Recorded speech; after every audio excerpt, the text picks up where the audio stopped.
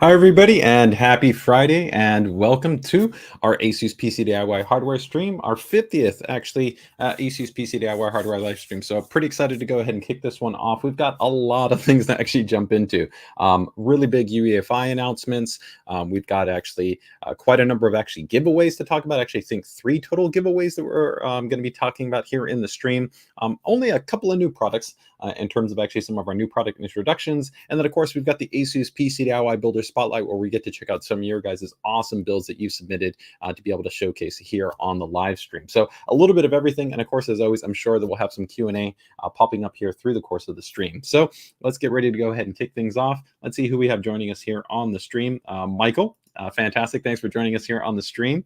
Sue Min, also thanks so much. Happy Friday to you as well. And Geekbench Guy, also happy to have you here as always on the stream as well. So thanks for joining us here on the stream. Erica, hey, thanks so much for joining us also here on the stream. Happy to have you here.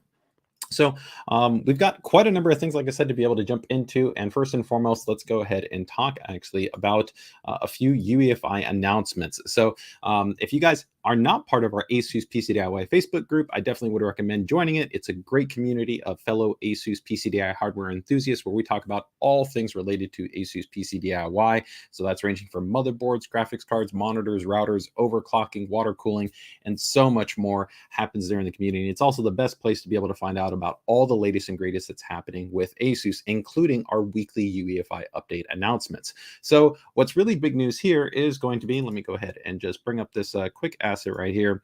Going to be actually a pretty big update for those of you that are going to be on the AMD side of the fence in terms of AM4 users. So what do we have going on? Well, the really big thing for this kind of UEFI kind of announcement is going to be kind of the culmination of generally all the boards that have now received the AMD AGESA 1.2.0.6 B release.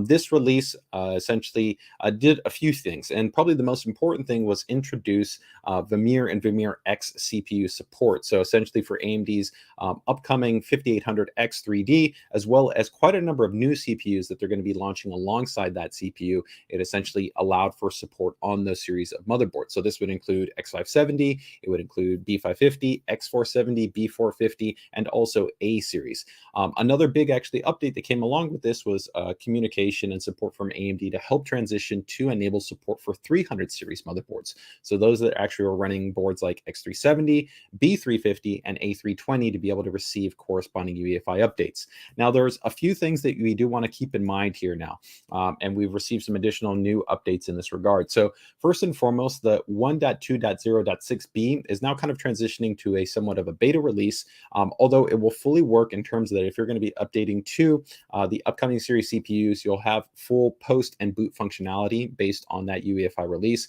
but there will be a forthcoming 1.2.0.7 formal release. This release will essentially kind of contain the official 300 series support for Vermeer series CPUs, and you'll also be introducing AMD's essentially resolution to the FTPM stutter issue if that was something that you were potentially experiencing.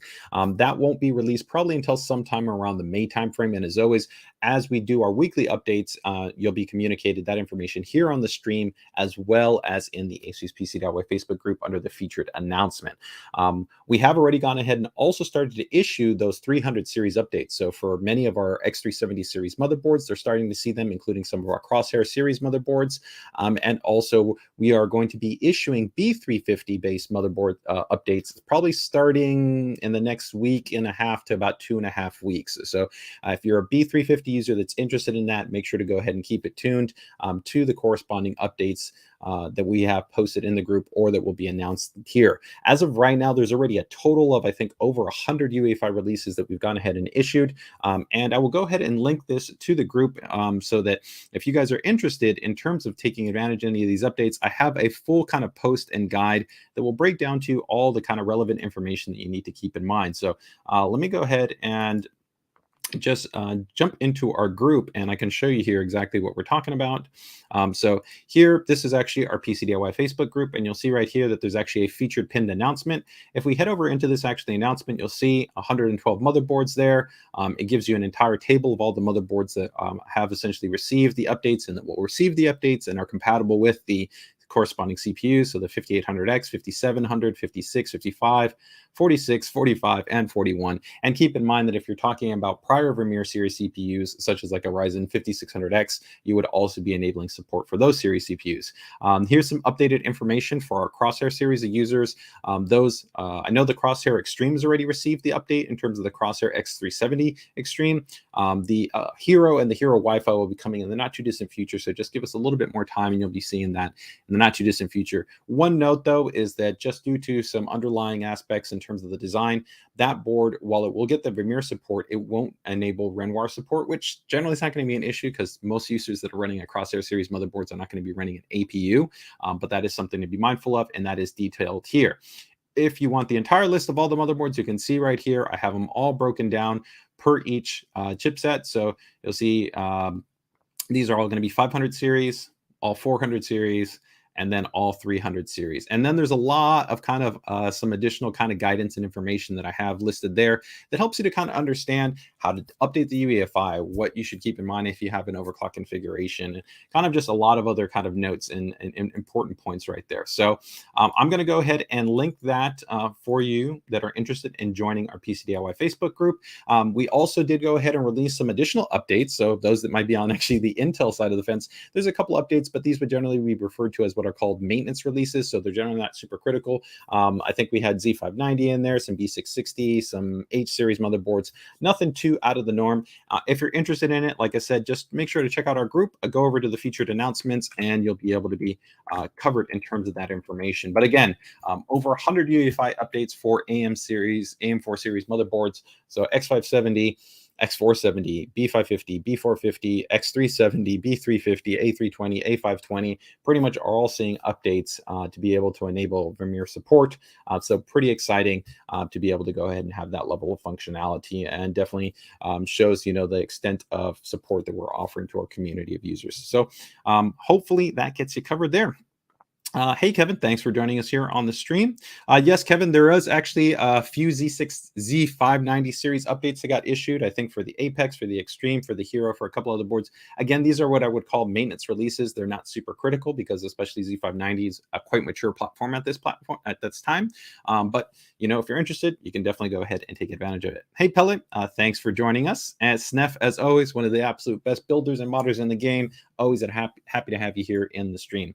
All right, so that takes care of our UEFI announcements, but those were a lot of UEFI announcements and definitely some really important ones. So happy to be able to go ahead and jump into those points there. So next up, let's go ahead and actually talk about some of the really awesome giveaways that we've got going on. So we have actually quite a number of giveaways that are happening right now. And so I just want to make sure that you guys are aware of them. So if you want the opportunity to win some sweet hardware, well, then you're definitely going to want to take advantage of these. So let's get ready to go ahead and jump into them. So the first one that we actually have right now is, let me go ahead and just load this up here, is going to be our Milliseconds Matter giveaway. So if you're interested in maybe winning a ultra high refresh rate monitor, specifically our ROG Swift 360 Hertz gaming monitor, which features a fast IPS panel, like I said, awesome motion clarity because of that ultra high refresh rate, along with NVIDIA Reflex technology to allow you to go ahead and have a kind of full display of understanding display latency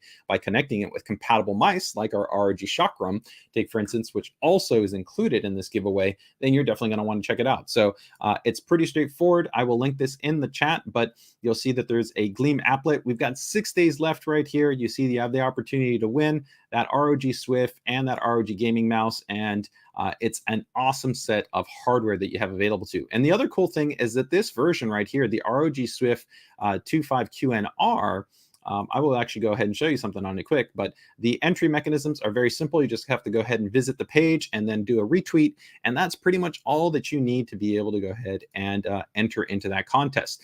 Keep in mind that that contest is going to be regionally restricted. So for those of you that are checking us out in terms of outside of North America, sorry, this promotion and giveaway is excluding you. Okay, and that's just because that there are legal reasons, budgetary reasons, a lot of different factors that goes into giveaways. So this is for our users that are within the United States as well as within Canada. So as always, make sure to go ahead and check out the terms and conditions.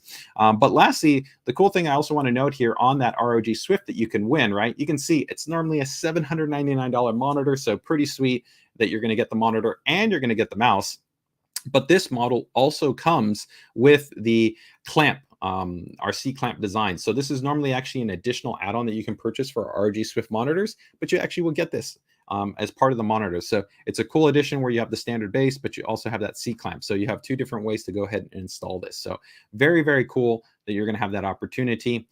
Again, I will go ahead and link this giveaway in the chat. And keep in mind, again, you've only got 6 days left, but it's very easy to go ahead and get submitted into this. Again, you can have the opportunity to win an ROG Swift PG25QNR as well as an ROG Chakram Core mouse. Fantastic mouse. It has ultra low latency, high quality optical sensor. It has a nice ROG paracord cable on it. It's a really, really great mouse. So let me go ahead and link that there in the chat. And we will get moving here. Okay, I'm going to go ahead and drop that link in there for you guys. So next up, we've got another giveaway to go ahead and talk about. So let's go ahead and load that one up here. So give me one sec. Next one is going to be right here is create your own cool giveaway. So a lot of you guys check out right here. I've got this really cool little kind of desktop build that I've got, and it's got our ROG Ryzen cooler. You can see I've actually added, compared to last week, some different gifts, some different animations to the pump display. So that 3.5-inch display, I added 3 custom little animations that I've got on this model, and that's actually all you have to do. So there's a couple of cool options that you have in terms of entering into this giveaway. So let's go ahead and break it down for you guys. So you've got a few different options in terms of entering in this, and there's actually quite a bit of prizes. So let's go ahead and break things down. The first option is going to be PC build prizes. So what does that mean? Well, if you already essentially have a system that has an ASUS AIO cooler, all you need to do is essentially share it with us and use the hashtag #MyASUSAIOCooler. From there, we'll essentially go ahead and pick different sets of users, and you have the opportunity to win some awesome hardware. There is also going to be an opportunity, as you see right here, is go ahead and submit your own gifts. You can submit your own gifts, and once we go ahead and receive those gifts, we'll go ahead and make selections of people that have gone ahead and submitted, and you will have the opportunity to win some awesome pricing. So some pricing includes, you can see right here, you can win an ROG Strix Z690-E motherboard along with the 12600K. We've got 16 gigabyte of Corsair DDR5 Vengeance memory. And then also right here, an ROG Fusion 2 gaming headset. This is our brand new gaming headset. It's a very, very cool headset. It's got USB-C connectivity, RGB lighting, 50mm drivers. It has integrated AI beamforming microphones. Really, really sweet headset.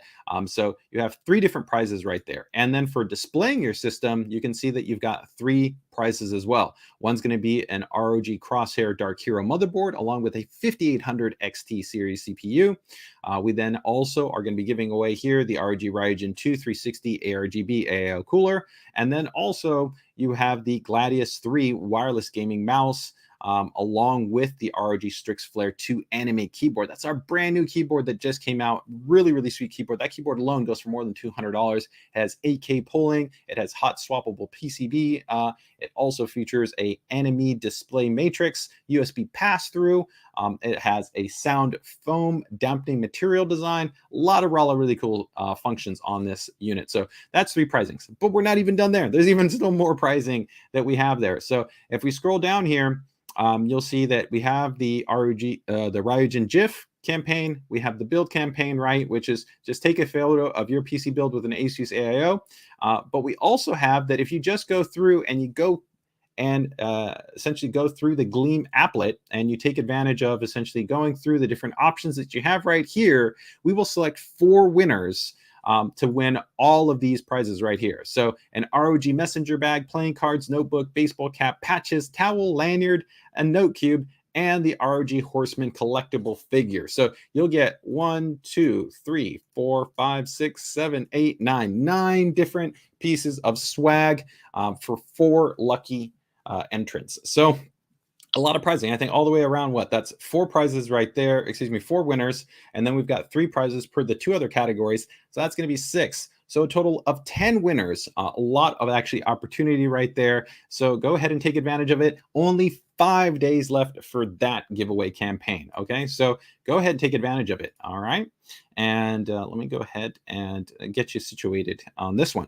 And the cool thing about this one is actually there is a worldwide giveaway element into it. So because we're actually collaborating with PCMR and the PCMR subreddit, there is an actually opportunity to not just be limited to the US and Canada. So this is generally not the case for our giveaways. So if you're actually a global based ASUS fan, then go ahead and take advantage of this one. So let me go ahead and drop this into the chat as well.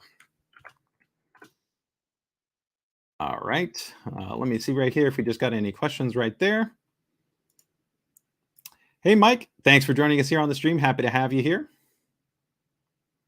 Hey, Manda, we actually have not released the ROG Ringwall yet. It'll be coming soon in the not too distant future, along with the ROG Herculix. I know that some users already outside of the North America region have already essentially started to see it pop up and can purchase it. But for users that are in North America, so the United States and Canada, we have not released it, but we will be launching it early in Q2. Okay.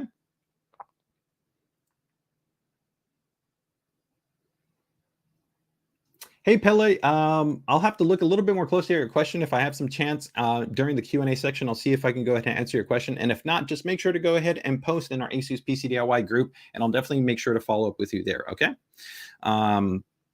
So definitely Michael says, cool on the swag. Also, Philip says, nice on the swag. And Paul says, nice on the swag. So definitely some great opportunities there. So happy to be able to go ahead and give you guys another prize opportunity there. So we're still not finished though. We've got one, we still have 2 other actually giveaways that we've got going on. So if you want to win an entire gaming PC, well, guess what? We're also making that happen for you guys. So let's go ahead and open this one up. So bam, we're dropping another contest for you guys here, another giveaway opportunity. So this time we've gone ahead and teamed up with our friends over at Seagate and also at Robitech. And here you have the opportunity to win an awesome high-end full RGB enabled gaming system right here. So you've got a Core i7 12700K, you've got an EKAO Elite 360 cooler in there, an ASUS TUF Gaming Z690 Plus Wi-Fi motherboard, along with some awesome G-Skill 3600 megahertz DDR4 based memory. So that's 32 gigabytes in total. You're going to have a total of 5 terabytes of storage space in this actually build with 2 FireCuda drives, one 1 terabyte and one 4 terabyte PCIe NVMe SSDs. And then from there, we also have a very, very, very nice ASUS ROG Strix RTX 3080 graphics card. That is a monster graphics card, and I know a lot of you would love to just get that graphics card by itself, but you're going to get all of this hardware in a full system build, along with a beautiful Fantex Eclipse chassis, the P500A, 1000-watt PSU, and then some nice Asia Horse extensions. So all you got to do is go through the applet. I don't have the pricing on that entire system, but I can tell you that that is probably a pretty expensive build. It's probably a few $1,000s if you also account in for the time, effort, and labor to put it all together, along with all that hardware. It's a sweet system, and you guys have the opportunity to win it, but 6 days left also. So make sure to go ahead and take advantage of it. And let me go ahead and drop this one in the chat as well. So let me go ahead and drop that in there in the chat. Hey, Amanda, yes, I did say that we are looking at the design and development of essentially kind of a replacement product for the ROG terminal. But as of right now, we don't have any kind of new information. It's still something that's still internally under design and development. So no additional information to give you in that regard, okay? So, yeah, Philip says, sweet system. That will run Forza. It definitely would run Forza very nicely. So, overall, those are three fantastic giveaways, guys. So, really, hopefully you will be able to go ahead and enter them. And best of luck to any of you that are go ahead and entering into those giveaways and contests. Now, last but not least, I also want to go ahead and plug one more time one last other contest and giveaway that we do have kind of going on right here. And that's going to be for our ASUS ProArtist Awards. So this one has been running for a little bit, and I've already gone ahead and talked about it a little bit in the past, but I do want to go ahead and touch on it one more time. So this is another really big campaign that we've kicked off a while ago. It started at the beginning of March. It'll be running until May 15th, so you definitely have quite a bit more time. There's actually a really big prize pool for this kind of, I'd say, campaign that we have going on. There's including the opportunity for you to submit different types of essentially creative assets under photography, graphic design, film, or animation. And we have a really big prize pool. You can see over $100,000 in terms of the total prize pool, or up to $10,000 here in terms of the cash prize. You can see all the amazing hardware that we're going to have here in terms of some hardware that you can win, ranging from our core components to motherboards, to systems, to laptops. A lot of really amazing pricing opportunity, and all you have to do is submit some of your creative work here and then have it be evaluated by an amazing set of creative professionals that we're working with here. So pretty straightforward. Again, for those of you that are said a little bit minded, maybe dabble a little bit in some of these things, like again, whether it's in photography, graphic design, film, or animation, go ahead and submit. Right? You have a great opportunity to win some amazing hardware, and you've got some time as it's running until May 15th, right? So all the way around, that is four really, really big, giveaways and campaigns that we are running right now. So hopefully you guys will be able to take advantage of them, and best of luck to you. Hey, Rusty, thanks for joining us here on the stream. Happy to have you here. All right, so that takes care of all those giveaway announcements. A lot of them that I wanted to pack in there, but we got through all of them. So again, as a recap, we've got those ASUS ProArtist Awards going on right now, or said up to $100,000, as well as the opportunity for that $10,000 cash prizing. You've got the Create Your Own Cool giveaway, where we've got multiple pieces of hardware being given away, including motherboard and CPU combinations, peripherals, swag, and more, right? And all you've got to do is either submit a submit a photo of your build with your AIO cooler, or also go ahead and submit a cool GIF or animation, such as kind of like what you see right here on my Ryzen 360. We have also the Milliseconds Matter giveaway that's going on, where you have the opportunity to win a 360 hertz monitor and an ROG Chakram Core mouse. We then also have that great full system giveaway, which is a great collaboration with Seagate as well as Robitech. So some pretty sweet opportunities there. All right, guys. So let's go ahead and get into some other cool updates and news here. So one update that I want to go ahead and touch on. Last week, we actually talked a little bit about our partners, and we gave actually a shout out to EK, and we've got another shout out again for EK because they've got another block coming. So happy to go ahead and announce that EK is now going to be offering a full mono block for our ultra flagship Crosshair 8 Extreme Series motherboard. You can see the beautiful block right there. It pairs perfectly with this motherboard. Now, the VRM design on the actual Crosshair 8 Extreme is extremely high performant, right? It's got really high performing chokes, capacitors, inductors, and power stages. It's really well thermally balanced, and it has a very impressive heatsink assembly. So you entirely do not need to water cool it, but the mono block really just takes it to the next level. It cools the VRM, the CPU, and the actual LAN controller, helps to provide not only a really clean, unified aesthetic, a big, bold, focused area for RGB lighting, and of course, any of your fluid or coolant that you're going to be having, and then just a kind of really nice, clean, symmetrical look to it. So it's a really nice way to not only get a next level of performance when it comes to cooling your CPU and the VRM and the LAN controller, but also offering a really cool kind of RGB flare and aesthetic, right? So this will be coming out in the not too distant future. You can go ahead and already pre-order it if you're interested in picking it up. But again, it is not a requirement in terms of having to cool the VRM. I know some people kind of wonder, well, do you have to? You do not. And of course, if you just want to cool just the CPU, then you can use a wide range of CPU water blocks, right? And those will work on the board without any issues. Let me go ahead and drop that in the chat there for you guys as well. All right.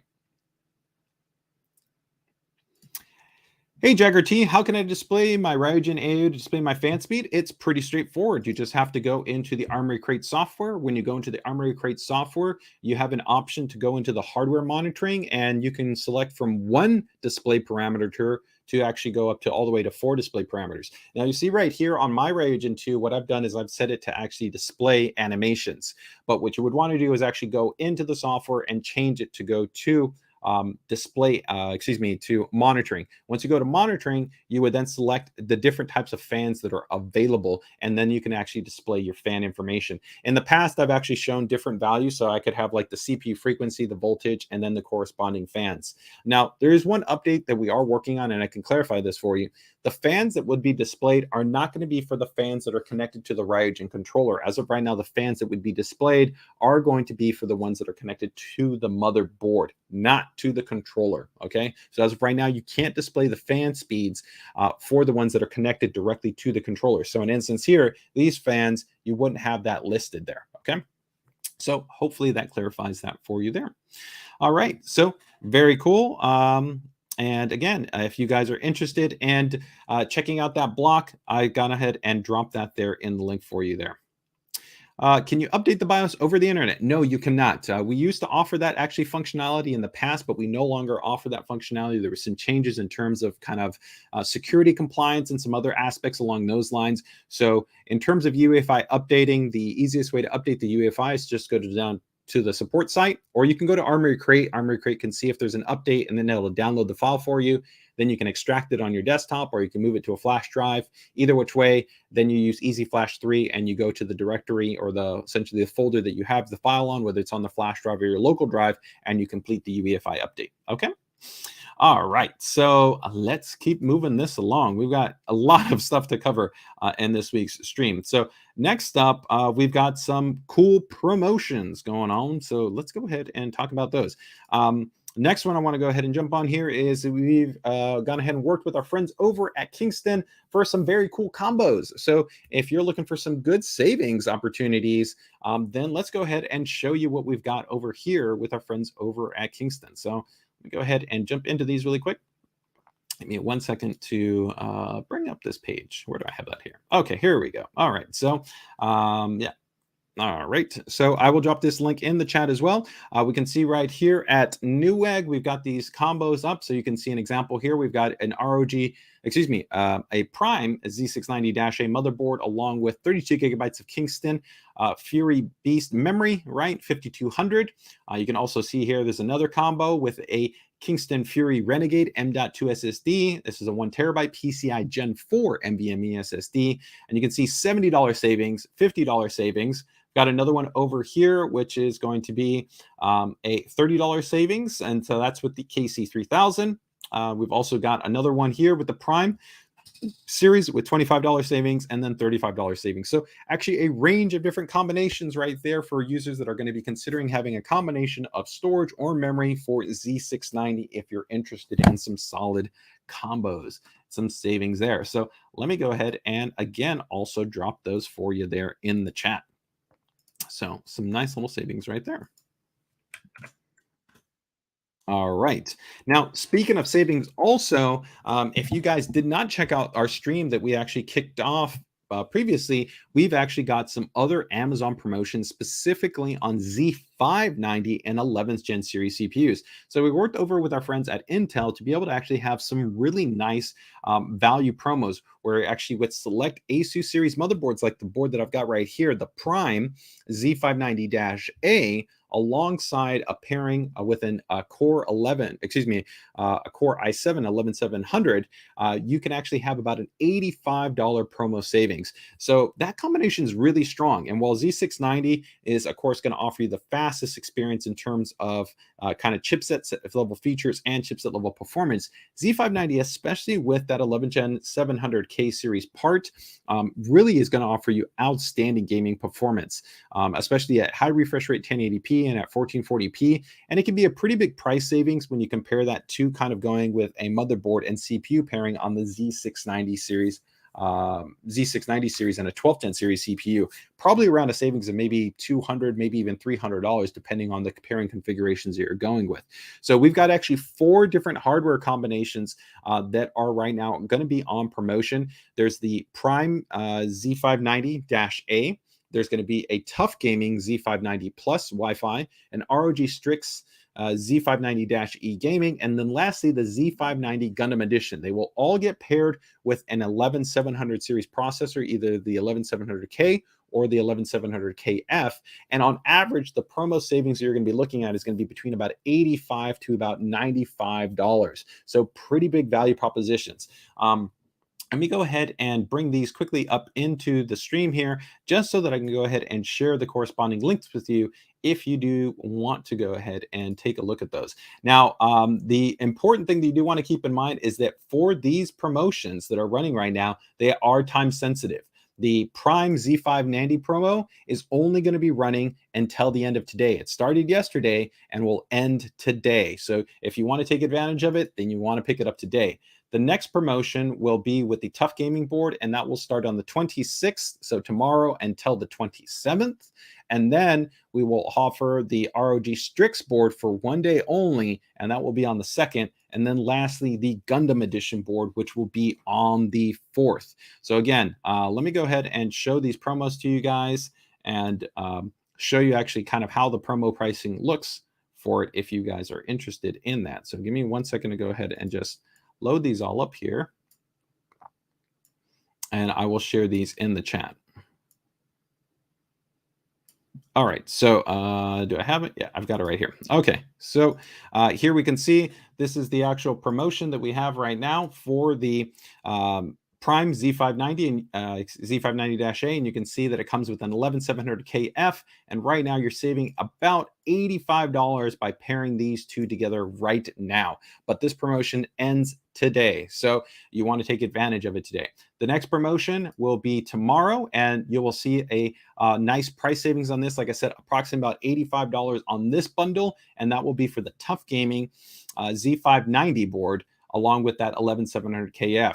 Now, the Prime does have some nice upgrades compared to that TUF Gaming board. It has the ASUS AIOC technology. It has the AI cooling technology. It has more USB ports on it. So there's a couple of nice premiums on it, but they're both fantastic. They both offer a great, stable, and reliable overclocking experience. All of them, you're going to get 2.5 gigabit networking, PCI Gen 4 support for the graphics and for the M.2 SSD. You have high DDR4 overclocking capability, Thunderbolt 4 support optionally through the add-in card. They're all great boards, but the Prime board is going to be a little bit higher than that TUF Gaming board. The next promo is going to be for this one right here, which will be for the ROG Strix Z590-E Gaming. This one will come into effect on April 2nd, so starting next month for 1 day only. And I think this one will be a $95 promo discount. And here you can also similarly see that you get that 11700K. This board will step it up, go quite a bit though. You're going to get quite a bit more. This one goes up to 4 M.2 SSDs that you can have on here. All have heat sinks. It has the dual contact heatsink design. This one's also going to have the higher end audio design with the Savitech amp and ALC 4080. It has more USB ports, 10, with only 2 being USB 2 and then all the rest being high-speed USB. It has dual 20 gigabit USB with the front and the rear, Wi-Fi 6E, dual 2.5 gigabit LAN on this. It has the Hydra node fan headers. A lot packed into this board. So this one's going to be an even bigger upgrade. So hence the bigger price. But like I said, you would reduce this at about $95. And then the last promo, which will be present, will be on the 4th, again, for 1 day only. And this one will be on the Gundam Edition Z590 series motherboard, along with an 11700K. All right. So let me go ahead and drop all of those in the chat there, and we will get you moving along here. So, and let me just see if we got any questions right there. Any cases you would recommend? So yeah, I mean, there's lots of different cases. We do, of course, manufacture our own cases. I'm a really big fan of our TUF Gaming GT501. I think it's a nice big chassis. It's got a lot of room and a lot of flexibility to be able to kind of set up how you want. A lot of nice space there in the back for easy cable management. good routing lines. It's got a cool, interesting, distinctive aesthetic that's not the same like every other chassis that's out there. We, of course, also have the very popular ROG Helios, but I think the TUF Gaming GT501 is a very nice option. But beyond that, I'm a really big fan of Phanteks, Fractal Designs. They both make fantastic chassis. Of course, Lian Li has the ubiquitous 011, which a lot of people build in. Me personally, I like a chassis that has a little bit more of a stronger front aesthetic. So I like to be able to kind of see the aesthetic from the front of the chassis, where the 11 doesn't really have that. It's best looked at from the side, not really from the front. But you know, it still is a fantastic, very versatile chassis. But I really like what Phanteks is doing in terms of their chassis lineup. Fractal Designs, Be Quiet also has some great options right there. So those are 3 great partners. But there's really great options from so many different partners that we work with, whether you're talking about, you know, Cooler Master and Thermal Take, you know, to InWin also offers some really cool and innovative designs. So let me go ahead and just share these links here in the chat for you guys. So this is for the Prime Series combo. Next up, this will be for the TUF Gaming Series combo. We'll go ahead and drop this there in a second.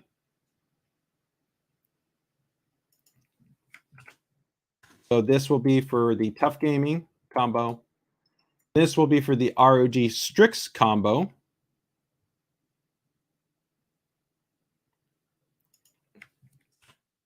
And then lastly, for the Gundam combo.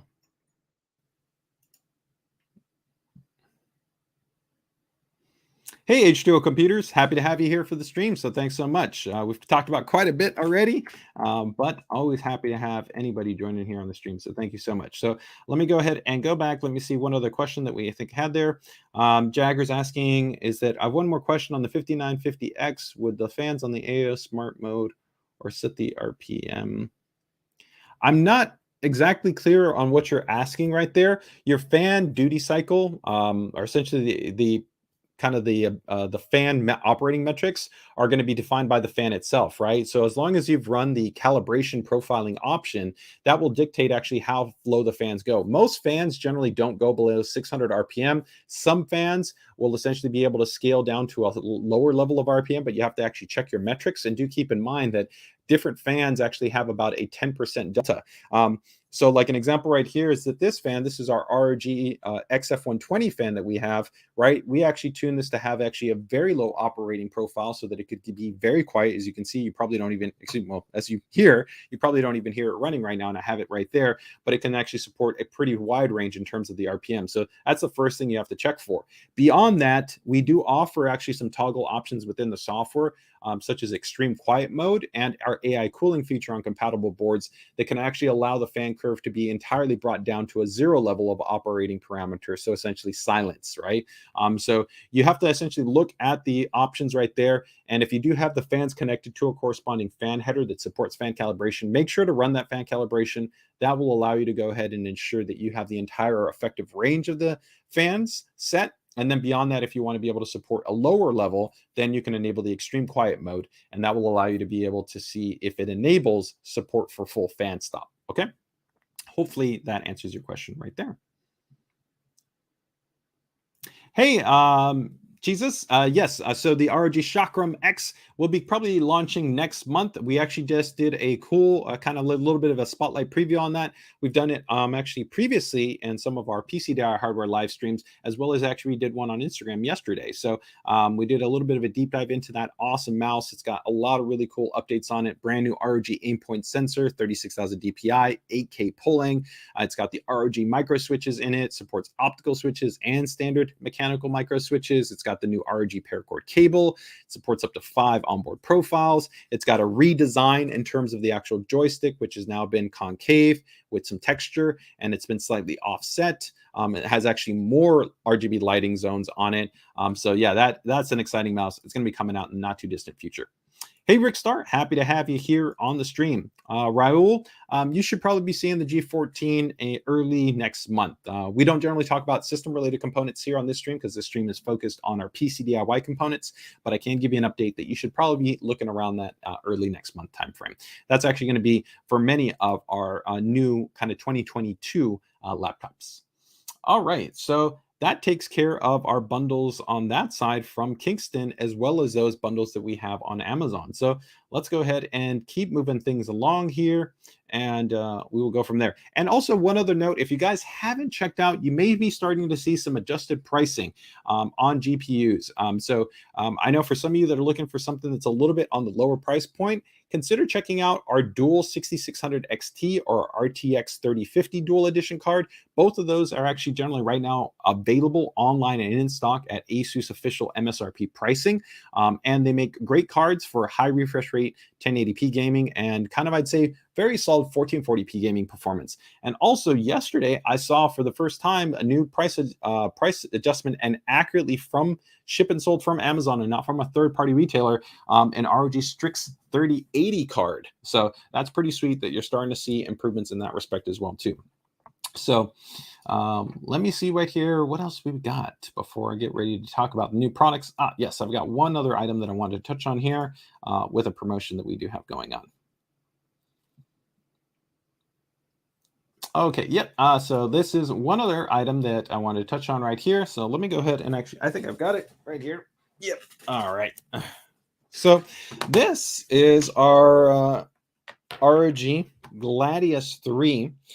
This is one of my favorite mice that we make in our lineup. We do have it in a wired and a wireless version. This is going to be the wired version, and it is right now, as you can see, on promo, $20 off. So normally from its $90 price tag to its $70 price tag. And I think at that price point, it's really an outstanding buy. It's got a really nice kind of, I'd say, ergo shape that works really well for a wide number of users, whether you've got kind of a little bit smaller hands or a little bit larger hands. It's got a nice kind of rounded kind of shape and body to it that's really well designed. And in terms of kind of performance, it's really a flagship level mouse. So it supports up to 26,000 in terms of the actual DPI. It has a specially tuned optical sensor for very, very tight what is called CPI deviation right here with 1%. This is important because most sensors are not tuned down to this level of tightness in terms of its CPI deviation. Extremely low latency. It actually offers NVIDIA Reflex certification, means it's pretty much one of the absolute lowest latency mice that you can get on the market in terms of pulling.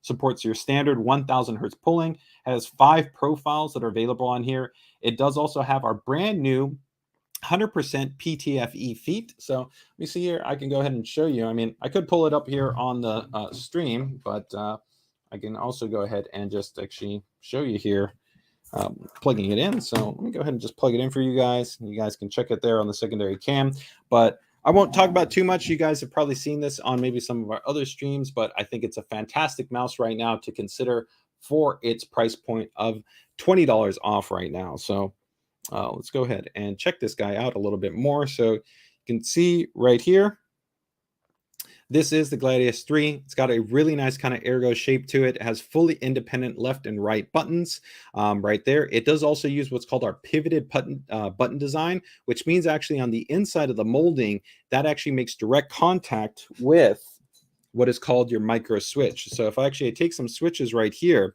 what a lot of people don't realize is that this portion of the mouse doesn't always make direct contact with the top of the actual micro switch. So there can actually be space, and that can actually cause false depressions or inconsistent depressions. So our mice feature what's called a pivoted button design. I can actually show you what that looks like in a little bit, but you have an RGB lighting zone right here, an RGB lighting zone right there. This uses our new really, really lightweight ROG paracord cable. You then have 2 buttons right here on the side, nice kind of laser etched texture with a little bit of RGB lighting right there. Your DPI button right here. And then you have our 100% PTFE feet, which feature our OmniGlide design, where we actually have tested this. It's actually quite a bit better performance than compared to other designs on the market that allow for really, really great kind of smooth movement in what we call omnible directions. So kind of in any type of direction, you get really nice, smooth, clean movement for the actual mouse. You have your profile support right here. This unit actually can support up to 5 different profiles.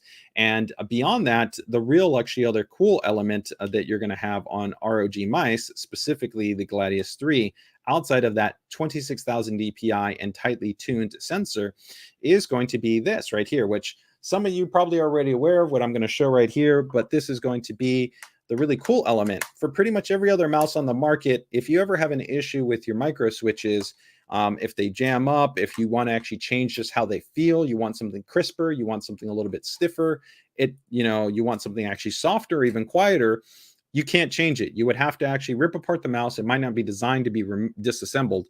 And then on top of that, you would have to go and desolder the switches, but not with an ROG mouse. With ROG mouse, we have a simple design like this. You can actually see what I was talking about right here at the top. If you can see that, let me see if I can show you. Right there. Is that is the pivoted button design right there. So you'll see there's actually an extended portion that will make a contact right there. So that is actually a pretty cool design element. But right here, you'll see that we now have the body of the actual mouse right here fully exposed, and these are our ROG micro switches right here. And so then the cool part about the ROG micro switches is you can literally go ahead and pull this micro switch out right here like that, and you can go ahead and replace that micro switch. And so these already come with ultra premium ROG micro switches, which are rated for 70 million clicks. They have actually a gold plated electrical junction, which is superior than many other switches. And they're also tightly tuned. A lot of people don't realize this, but your switches have deviation between the left and right. And so we actually tune to a tighter, what's called gram force tolerance between the left and the right switches compared to other switches that are going to be on the market. So you have a more consistent experience between the left and the right switch. But if you wanted to change out your switches, you could go and you could put in different switches, ones with a different experience, right?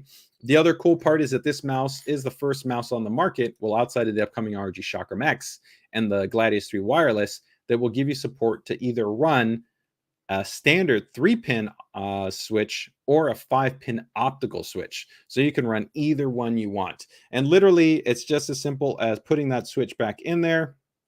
Once you put that switch back in there, that's it. You would then put the shell back on, and bam, you put your 2 screws back in there, and then you would be good to go. So this is going to be a great mouse. Really, I think would be an outstanding choice for you. And again, if you do want wireless, we do make a wireless version. The only reason why I'm not talking about the wireless version right now is just because it's not on promo, but you can get it. We have gone ahead and covered that in depth in prior streams. So we have a full stream. If you want to find out more about that mouse, just go ahead and check out our YouTube. And we have a full stream on that mouse. But again, right now, you can go ahead and pick up this one, the ROG Gladius 3, for 20 bucks off. I think that's a fantastic price. So if you've been kind of wanting to upgrade to a lighter weight mouse, this one's only 79 grams, so it's actually pretty lightweight, outstanding body and construction, and really outstanding performance with great set of features and functions. You really want to check out the Gladius 3. It's one of my absolute favorite mice here. And again, I think for the price point right now, it's a hard, it's a hard deal to pass up, I would say, especially if you kind of really want to upgrade and you really want a mouse that's kind of going to offer you, I think, best of class specs, then check it out. And again, we do have the Gladius 3 version, which pretty much will be the same one, the wireless version. There's really kind of no differences, except you upgrade to go from wired to, of course, Bluetooth and wired. So it has USB-C native connectivity. So it'll have USB-C, Bluetooth, and 2.4 gigahertz low latency wireless. You'll see pretty much everything else is going to be identical. The weight is slightly different. It's a little bit heavier just because you have to have that integrated battery on that, as well as it also has an integrated storage chamber for the wireless adapter. All right, guys, and I will drop the link in the chat for that one as well.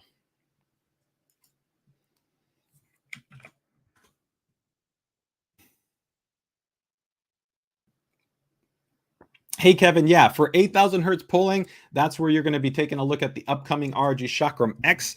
That guy is going to have the 8K polling, and we may or may not be looking at maybe putting in that new ROG aimpoint sensor and some other mice in the future. So, you know what? You just have to keep it tuned here to the ASUS PCDIY hardware stream and to the PCDIY group if you want to find out about all that good stuff.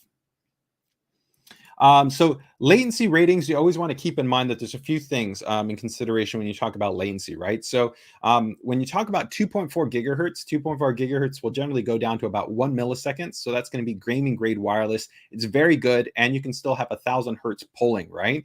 But when you talk about even having that sub 1 millisecond and having the absolute tightest latency, that's always going to be through your wired connection. And also wired would also be required for the higher levels of polling performance on newer mice, like let's see the ROG Chakram, which can support up to 8K polling, right?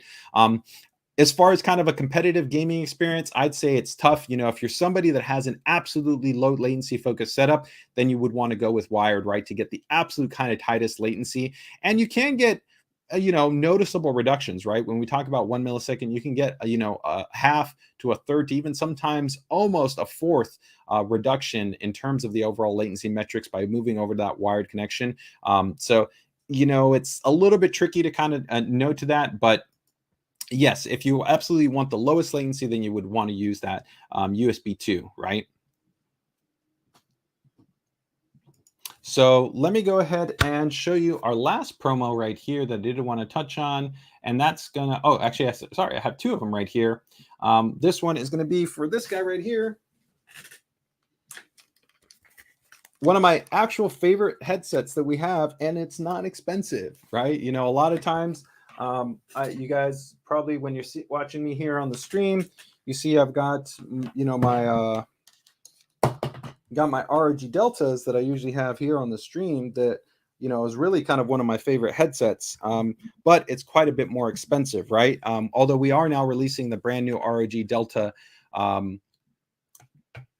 Origin, which is a USB-C version, and that one's only coming in at about $99, so it's quite a bit lower cost.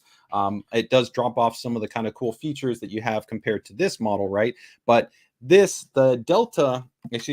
H3, this headset is one of my favorite, and it's already pretty low price. It's $40, but right now we almost have it at $20 off. For $22, you can get the H3. Now, it's a wired headset. It's a standard 3.5 millimeter headset, although it does have actually different pull design with an adapter cable, so you can use this on a corresponding mobile device like a phone, right? But it's got a nice high quality metal headband right here. Nice, good, clean yoke design. Nice padded headband right here.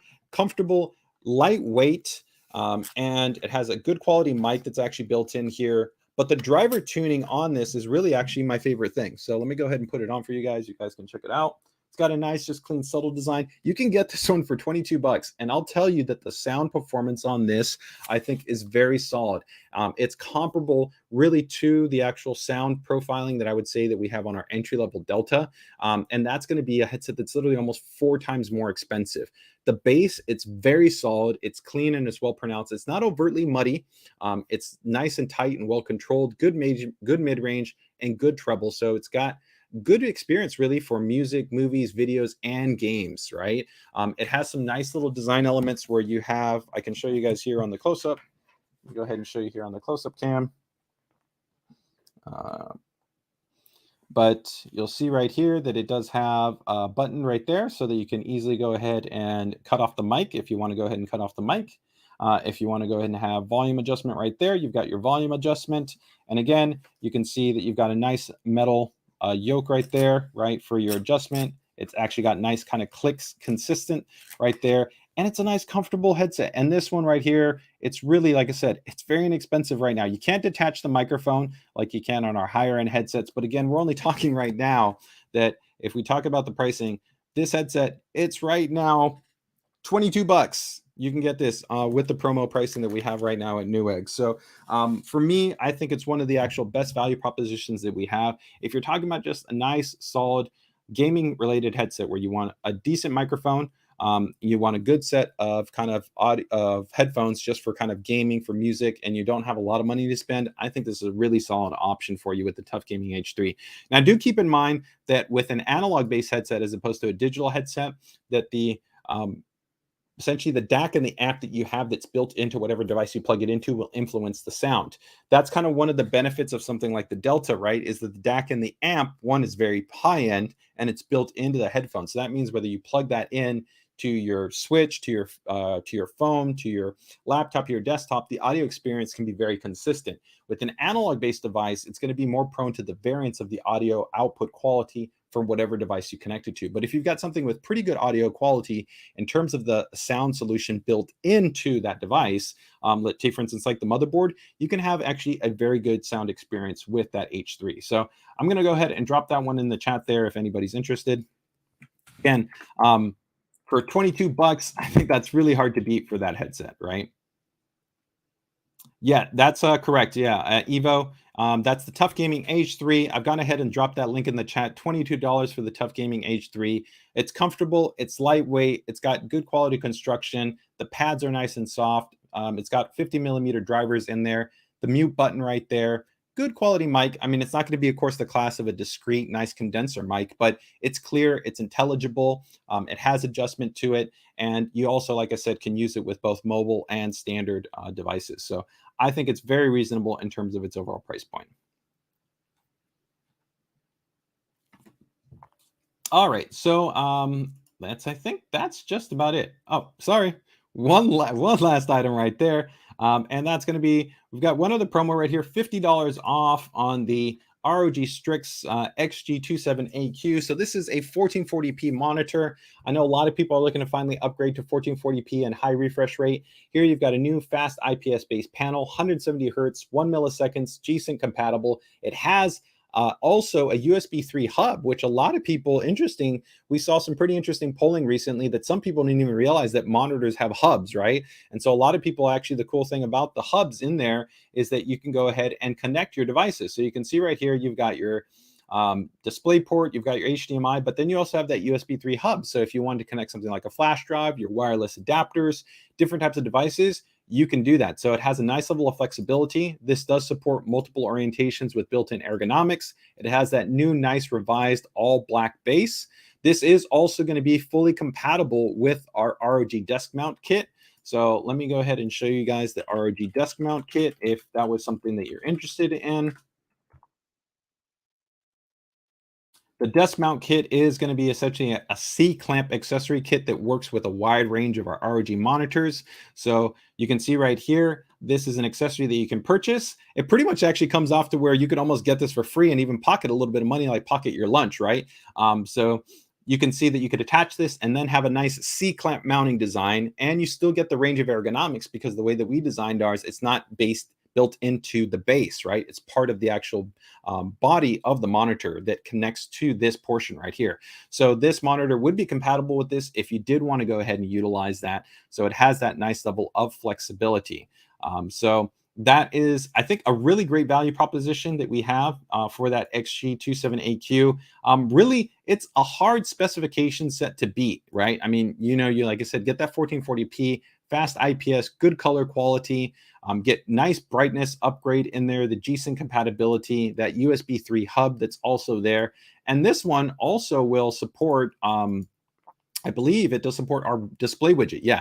So this monitor also features what's called display widget, which means that you can actually control the monitor's functions all within Windows. So when you install the application, if you want to control things like the on-screen display for this monitor, you can do that inside of Windows. So that's a really nice, convenient way to be able to make adjustments. So if you want to have like different monitor profiles for, let's say, jumping into a game versus opening up your web browser versus opening up like email or photos, you can actually have different profiles that are assigned for that will switch automatically based on the EXE. Plus, you can make some other nice adjustments to different things like the specialized presets that we offer on the monitor without having to physically touch the monitor. So I'm a big fan of that functionality. This also does support our ELMB sync, which is backlight strobing, which if you guys have never used backlight strobing, can really offer improved motion clarity in games. So that's a cool feature that you can toggle off and on. So again, 50 bucks off right now. It's a pretty nice savings for a very nice high-spec monitor. So you can see right there, $50 off from $49.99. I'm going to link this one for both the ASUS website and the Newegg website, because right now you can get that $50 savings at either one of those places, either straight from us at ASUS or from Newegg. So let me go ahead and drop that one in there, and we will get that rolling. And I saw that a couple of questions popped up there, so give me 1 second, and I will take a look and see what questions we have come up yet. have come up there in the chat. Hey Lex, I can't talk about yet on pricing on a product that we haven't yet released. The other thing too is that you can't really necessarily compare the two, right? I know a lot of people want to compare TVs to monitors, and I know LG is also going to be producing monitors, but we have a little bit of a different focus in terms of our design and development. We actually already talked about some of our designs initially in a prior stream. If you want to go back and watch it, it's on the YouTube channel. It's archived right now, where we actually talk about some of our specialized attributes, like our different type of polarizer, so the actual anti-reflective coating, our more advanced actually heatsink design, which is going to be critical to maximizing the lifespan of OLED based panels, and also helping to actually achieve higher brightness ratings. And there's also going to be different optimizations in terms of how we handle the monitor itself. So, as always, just make sure to keep it tuned. Once we're ready to release the full set of specifications and pricing, it will definitely be covered here on the stream, as well as in our PCDIY group. And updated information relative to availability you can find in our ASUS PCDIY group's product release calendar. So you can definitely check that out there, okay? Let me go ahead and see there. Hey, Griffin, I just actually talked about those RG Swift OLED, so hopefully that covers what you were looking for right there. So let me see right here if we got any other questions. Is there a white version of this monitor? Yeah, so we actually you'd have to go back a couple of streams ago, but we actually talked about a few updates to our white monitors. We specifically talked about the, let me see right here if I can find it. This is going to be the BG27.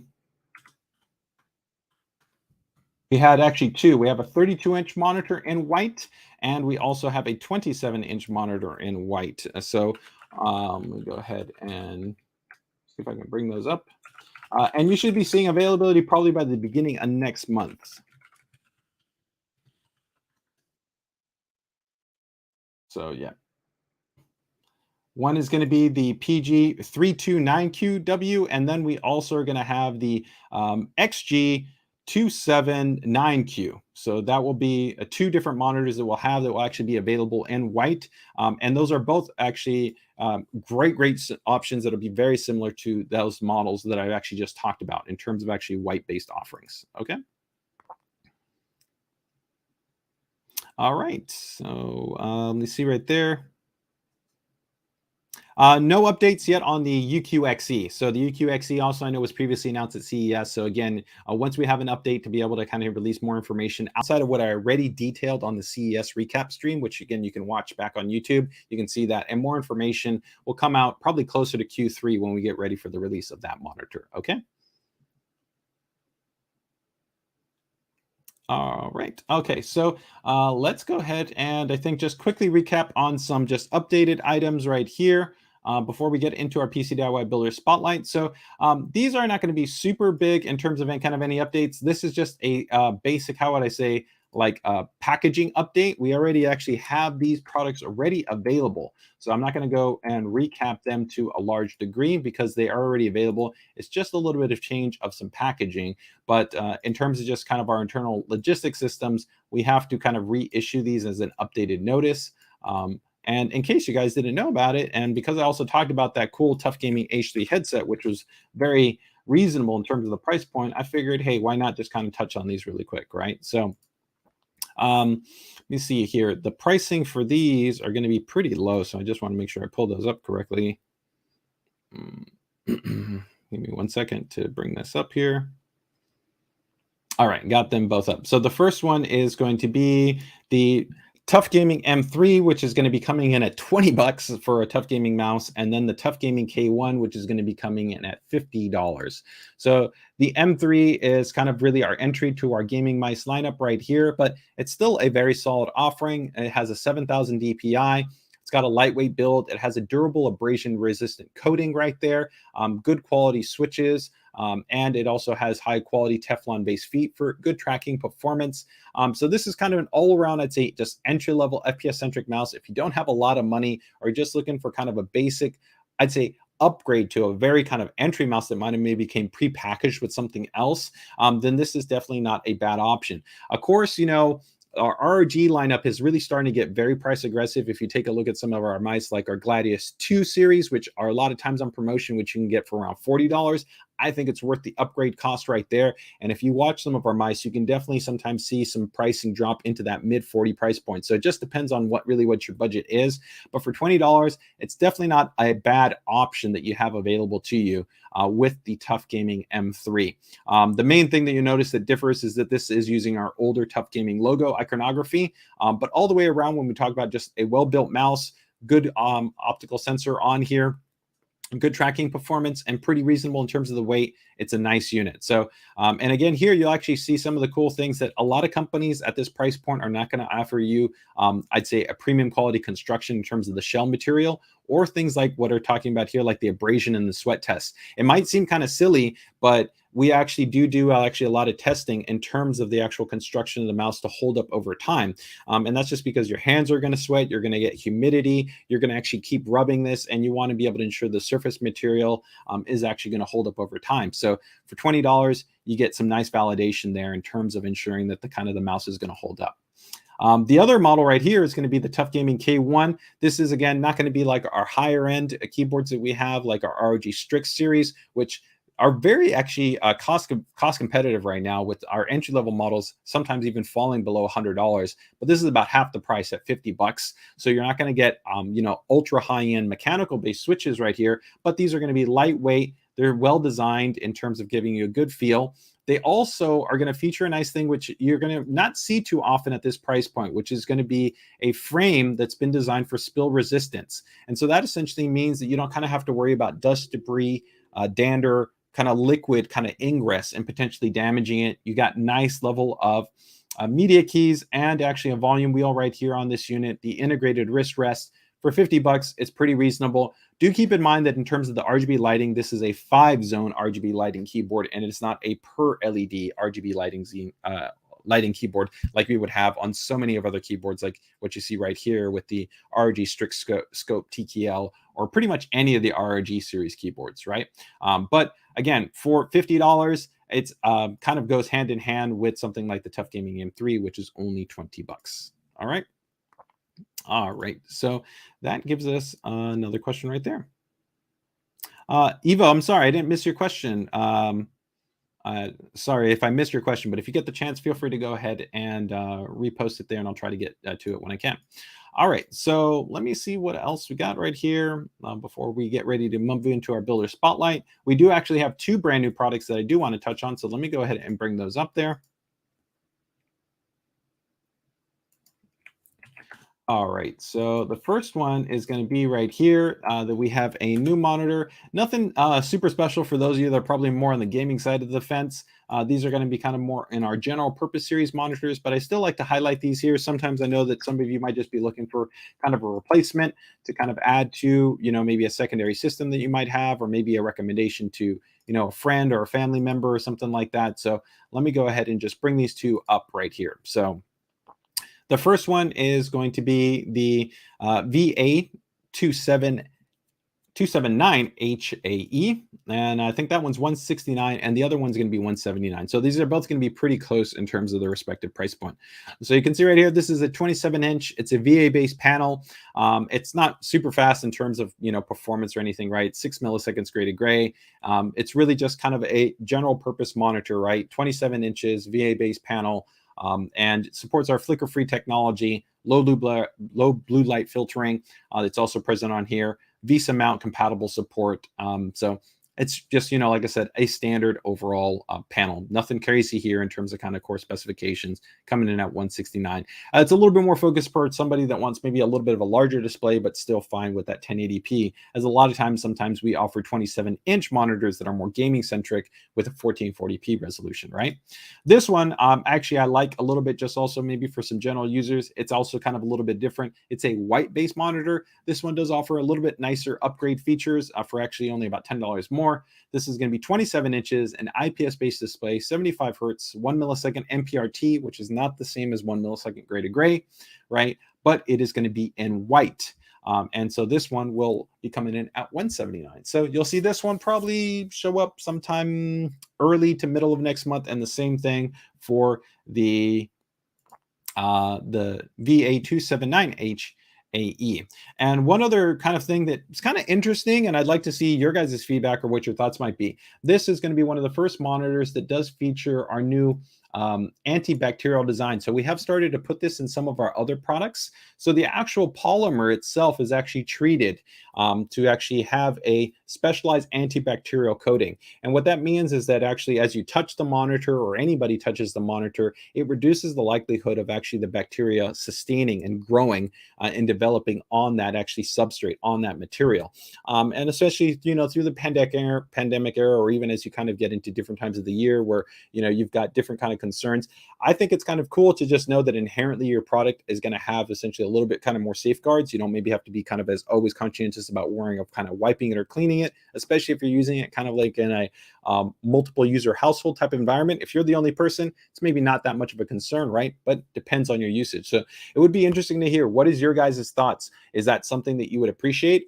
If you're not aware, we did actually recently put that same type of anti-back guard on our new TUF Gaming M4 Air mouse, right? And so this may be something that we actually roll out onto more and more products, but I'd be interested to hear what your guys' thoughts are. And is that something that you're kind of interested in seeing on more products, or do you feel that it's of a benefit to you if you know that that type of product has essentially that antibacterial guard essentially design? And so here you can actually see that it uses this essentially AGI plus. They're essentially positively charged silver ions, which are bonded to the actual polymer and to the material. And that's actually what helps to provide that. And that is actually validated right here. You can actually see the TUV validation material, which actually shows that it works. And it will really last through the lifetime of the usage of the product. So you don't have to kind of worrying about it kind of like, you know, all of a sudden not being there, you know, after a year or two or something like that. All right, so that pretty much covers everything I wanted to touch on in terms of new products, and contests and giveaways, updates. So we talked about a lot there. So now let's get ready to go ahead and jump into the PCDIY Builders Spotlight. So I think that pretty much covers everything that I wanted to be able to jump into. But let me just see if we got any quickly questions there.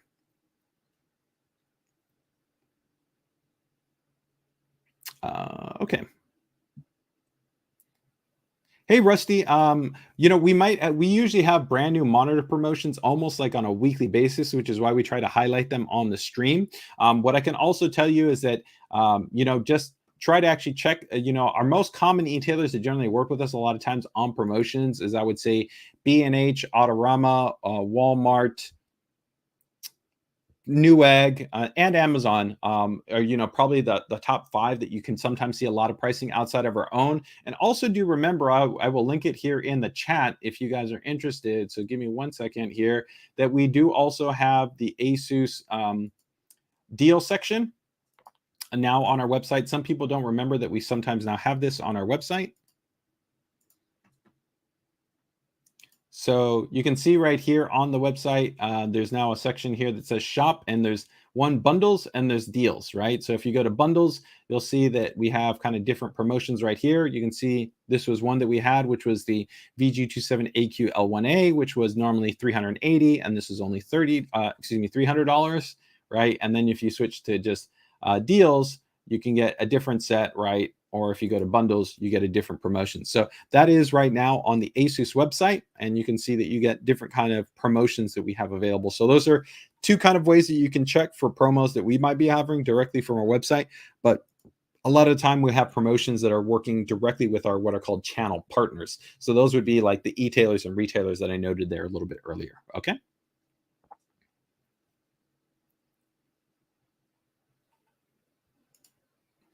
Okay. Let me go ahead. Oh yes, yes, it is the panels, but we're not going into the full information in terms of the panel specifications until we actually get ready to launch the unit. So make sure to go ahead and keep it tuned once we get there. But of course, in terms of the sourcing of the panels, yes. But just like I would say is the case with any monitor, right? Where you're talking about whether it's Innolux, whether it's going to be from LG, whether it's going to be from AU Optrix. There's a lot of differences in terms that when you take a panel, how the panel is binned, for instance, you can actually bin directly with the panel manufacturer for specific operating parameters. Then there's changes in actually how the backlighting technology can be implemented. The firmware and the scaler how it's implemented and how it's designed to be driven. This is one of the reasons why, like, we were one of the first and still one of the only manufacturers that offers extensive ELMB sync, right, which is backlight strobing along with adaptive sync, even though some other companies were quote unquote using the same panel. And that's very important when you actually are comparing monitors, that it's not just whether the panel is quote unquote the same, because there's so many actually different things that go through the manufacturing and production process that can influence that. From, like I said, the scalar implementation to the firmware design to the backlight handling to the motion compensation handling, variable overdrive tuning. There's so many, the display calibration, right? There's so many different kind of things that go into that, where panel makes up a percentage of the overall kind of experience, but there are still many other things that go into, I'd say, the overall outcome experience of the monitor. Okay. All right, so let's get ready to jump into our PC DIY Builder Spotlight here. We've got some good submissions for you guys this time around. So first and foremost, we are going to go ahead and show off one of our PBA partners. So as you remember, guys, last week we introduced the first part to this series in terms of our Builder Spotlight, where now we're actually highlighting one of our PBA partners. So that's powered by ASUS partners that essentially work with us on taking our core components, integrating them, and on offering them to you as essentially a pre-built system. I definitely know that there are users out there that sometimes just don't have the time. Maybe they don't want to commit the effort to go about building their system, but they want to get a cool kind of DIY built system. They want somebody to be able to support it, and then maybe over time they'll start to kind of get into it themselves. And I know that there's people that have done that, and there's definitely nothing wrong with that, right?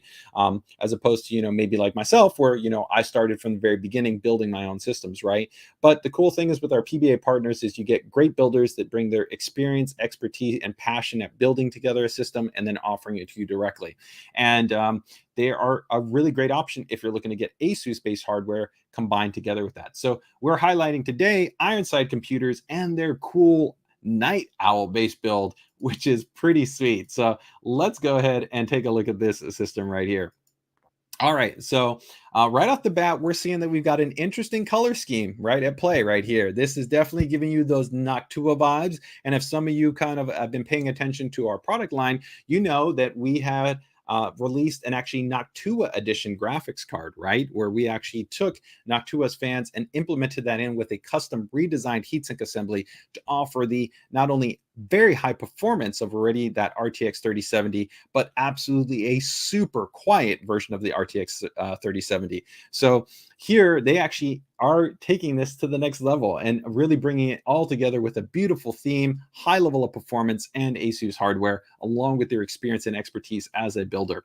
So now here we can take a look at the system. So they've got a really nice NZXT chassis, which you can see that they've kind of customized there to have a specific kind of look and feel, right? You can actually see the brown right here on the inside. You can see that beastly, really large ASUS Noctua Edition 3070 series graphics card. Some nice custom extensions right there that are perfectly complementing the Noctua color scheme. Large, beefy, dual, of course, fan Noctua NH 15 series cooler in there. And then, of course, more Noctua series fans to be able to provide you, of course, all that airflow. I really love the way that this build turned out. I'm actually a big fan. I know some people have their feelings when it comes to Noctua brown, but actually I think it's a beautiful, warm, clean color that is very, very nice and different from a lot of the other systems that you see out there. So I not only really like the performance, the acoustics, and the experience that this type of build would afford, but also really like the aesthetic difference that it affords as well.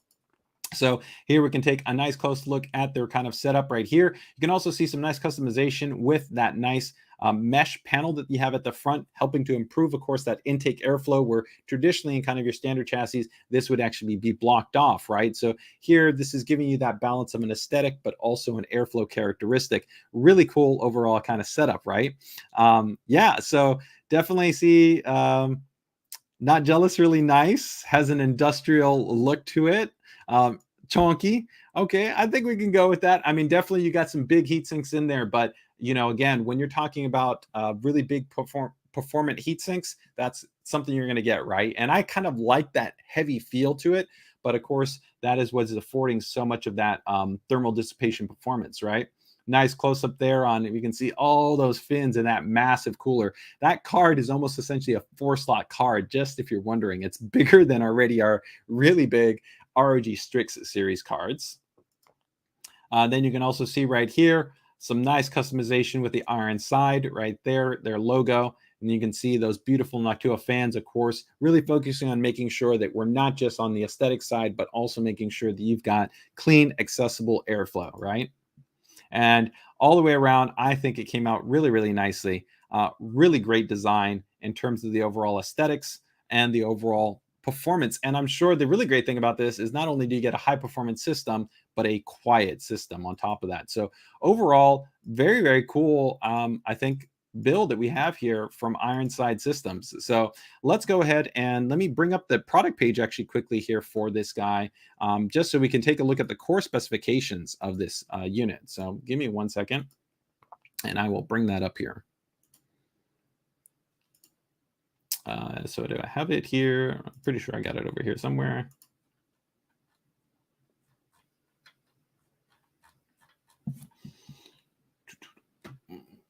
Oh, need to bring it up. Give me 1 second, guys, and I will bring this up here.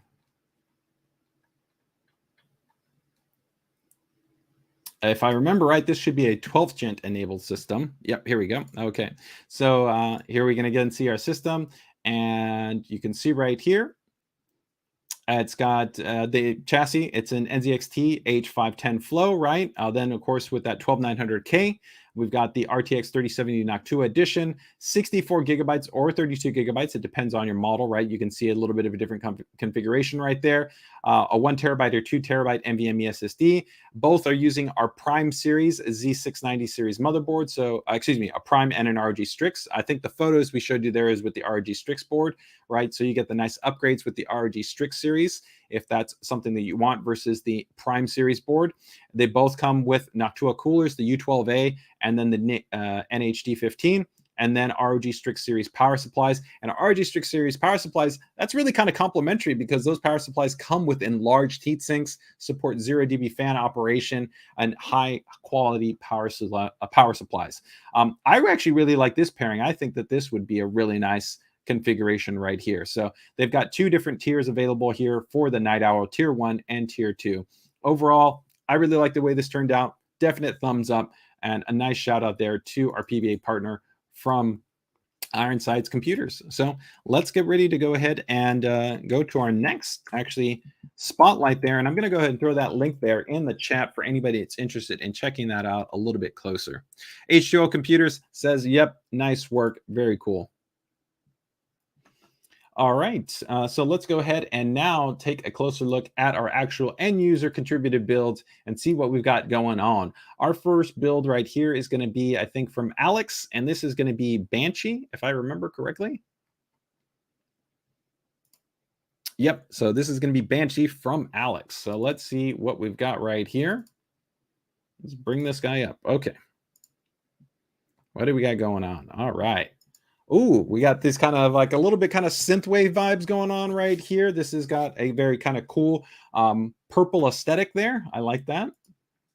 Oh yeah, that's pretty cool. We can see right off the bat, we've got an ROG Strix graphics card, and then we also have an ROG Strix board. I can tell there from the telltale sign from the OLED Live Dash display and from the Anime Matrix, this looks like an Extreme Series board, so a Z690 base system.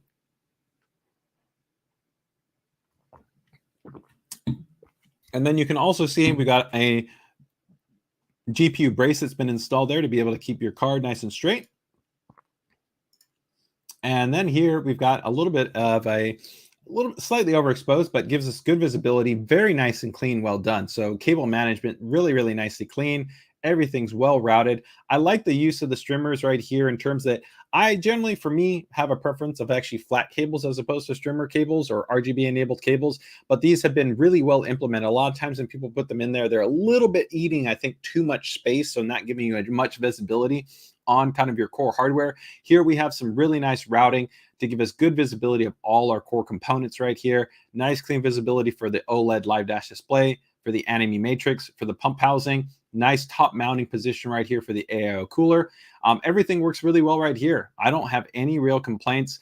I could say that if you wanted to, you could get a little bit kind of maybe fancy with routing this here. This definitely works. There's nothing wrong with that. But if you wanted to, you could actually lift up this VRM heatsink and you could try to fit this cable through here. You could actually turn it to the side and angle it and then run out through there. So kind of running this directly through that. So that could be a possibility. And then it kind of hides there with the top PCI cables, but there's definitely nothing wrong with that. Overall, this is a nice build. I really like the way that it looks. It's clean. It's well laid out. It's got a nice, clean and consistent color scheme. So I have definitely no complaints for that system right there. Let me go ahead and bring up his submission form, and we can see what kind of core components we're dealing with here in terms of his system. So let me go ahead and bring that up here. And let me get his system back up there. And there we go. Okay, very cool. And let me bring up his submission form. So let's see what we got going on here. So this is from Alex. It's not his first build. And does the build have a theme? Yes. The theme was gray and purple color scheme. It was his own kind of personal spin-off take on the StarCraft universe Terran Ghost Spectre theme. I can see that. I can see where that's coming from. That's pretty cool. What are 3 words to describe the build? Epic, overkill, and showpiece. It's definitely got an overkill level of performance when we talk about everything that's in there. I mean, keep in mind that in this system right here, you can see that this is the DIMM.2. He's got DDR5 memory in there, an extreme board. He's probably running the overclock if he's using the ASUS AISC, beastly graphics card in there for high-end performance. So definitely it meets the requirement, I think, of a high-end system, right? Name of the system is Banshee.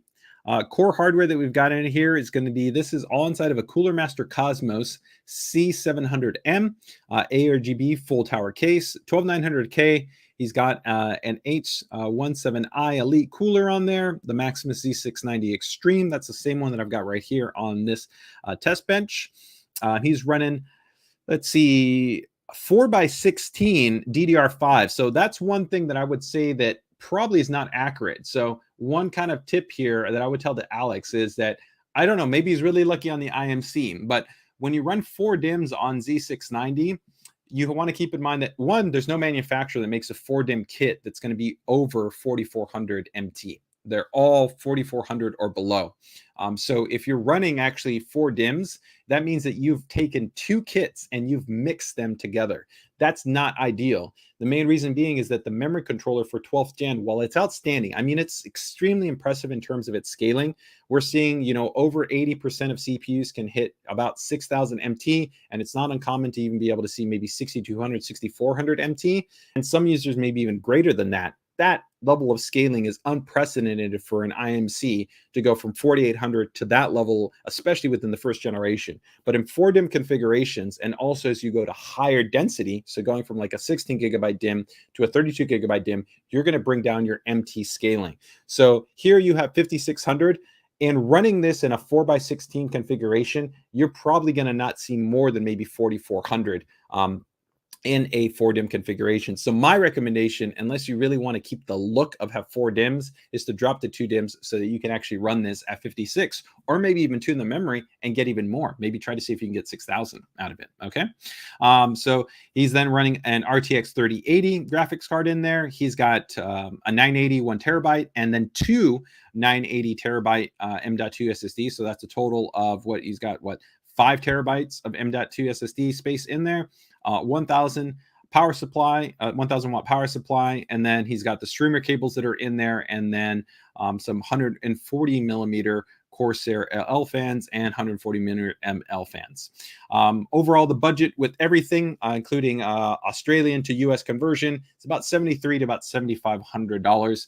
He was most happy about being able to pair the Cosmos CM700 case with the Maximus Z690 Extreme. I think it looks great. Would he change anything? Maybe going from AI cooling to custom water cooling? I mean, definitely with a 12900K, an extreme board, and ASUS AISC, it's definitely going to shine going custom water cooling, but you don't have to. And keep in mind, you could just water cool just the CPU. You don't have to go in a full custom loop. You could just go the CPU, and that in itself would be not really that expensive and still allow you to kind of easily implement that in without too much work. Took him about 3 to 4 hours. He uses this for daily use, gaming, Destiny 2, Halo Infinite, Crysis Remastered, State of Decay, and StarCraft 2.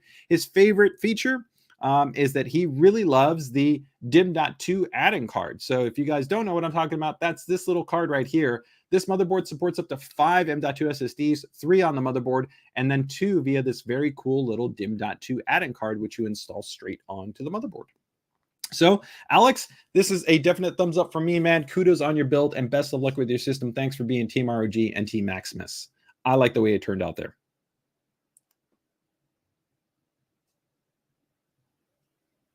Let me go ahead and see right here. Cool Banshee. That's from Michael right there.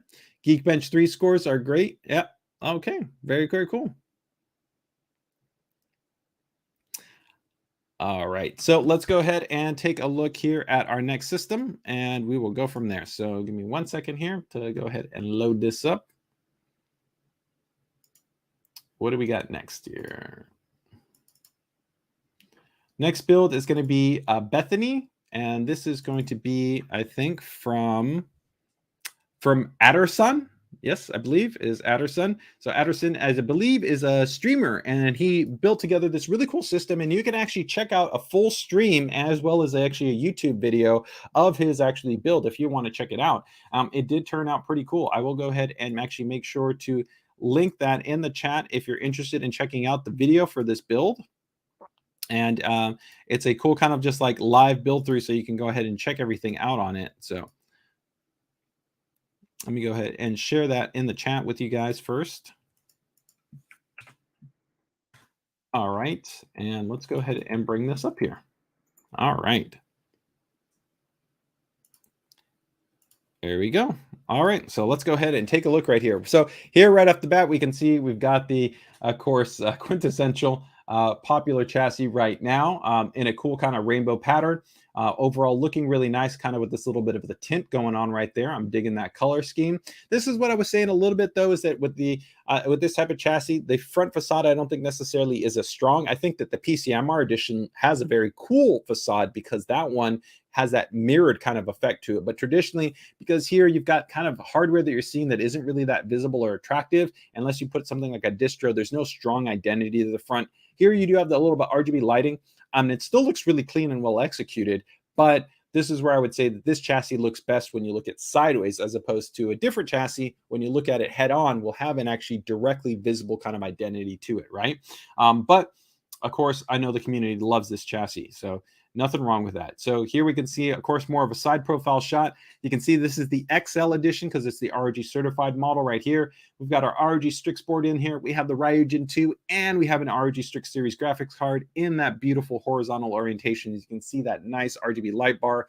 I think it looks fantastic. You can also see that we've got some nice, beautiful RGB memory in there. We've got the Lanley Unifans, which I know so many people like with that daisy chain design. Overall, it looks clean. It looks well executed.